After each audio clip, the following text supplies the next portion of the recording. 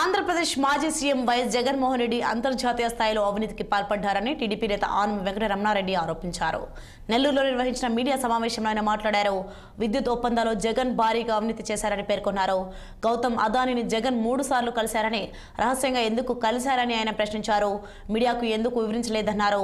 అయితే సీఎం చంద్రబాబు కూడా అనేక మందిని కలిశారని, అధికారికంగా కలిసి మీడియాకి సమాచారం ఇచ్చారని ఆనం పేర్కొన్నారు.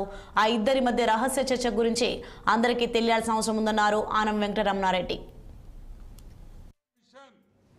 పెద్ద పెద్ద పేర్లు సిబిఐ, చిన్న సిబిఐ అవన్నీ వెళ్ళిపోయాయి. జగన్మోహన్ రెడ్డి అంతర్జాతీయ స్థాయిలో ఇంటర్నేషనల్ లెవెల్లో జగన్మోహన్ రెడ్డి ఈరోజు ఎదిగిపోయాడనే విషయం మీరు అందరూ గుర్తు పెట్టుకోవాలి.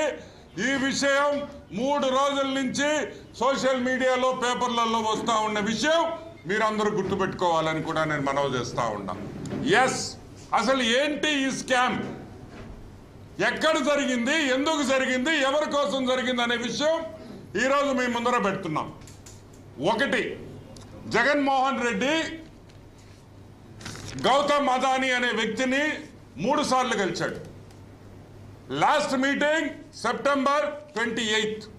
మేము అడిగే ఒకటే పాయింట్, ఈ 3 మీటింగుల్లో ఏమి జరిగింది, మీరు ఏం మాట్లాడుకున్నారు, 3 సార్లు మీరు ఎందుకు కలిశారు? ఆంధ్రప్రదేశ్ రాష్ట్రానికి పరిశ్రమలు